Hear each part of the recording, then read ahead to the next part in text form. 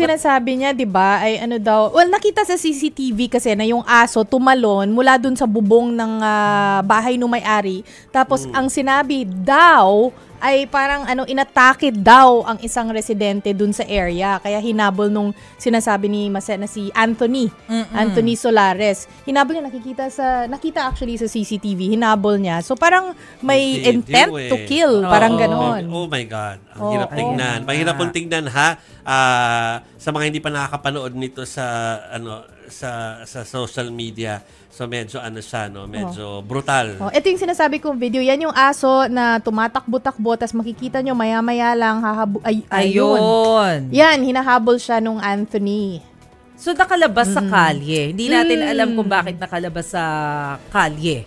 Oo. Pero parang kahit nasabihin mo kung nangagat, hello, aso nga eh. There's a way to deal with it na hindi cruel. Exactly. Okay. Merong paraan. Pwede ka naman tumawag ng help. Diba? Pwede kang humingi ng tulong sa LGU. Meron namang mga animal welfare centers sa mga LGUs natin. Pwede kang humingi ng assistance. Diba? Kasi kailangan mo ring bantayan. Kung totoong nakakagat siya, kailangan mo rin kasing bantayan yung tao na nakagat. Talagang hinabol niya. Imbis na nagstay away na lang sila dun sa aso, pumasok siguro sa kanilang mga bahay o kung ano man, hinabol yung aso. At saka I think para na rin sa kasi nakikare din tayo, especially kapag halimbawa totoong may nakakagat nga yung aso na yon. Kailangan mong panatilihing buhay din yung aso to observe kung may pagbabago dun sa personality niya. Kasi kailangan mo i-check kung may rabies siya. Kasi makaka-apekto rin yun doon sa nakagat na tao. So maling-mali talaga yung diniretso mong patayin yung aso if it's indeed true na nangagat siya o nangangagat siya. Okay, pakinggan natin yung ilan sa mga naging mga pahayag ng mga concern dito sa storya na ito.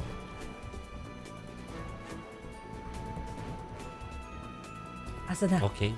Ginawa ko yung nararapat doon sa kasi yung matanda nga kung hindi ko pa tinulungan, baka kung ano pang nangyari doon.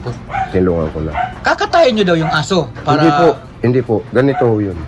Itinabi ko muna doon sa sa may tindahan ko.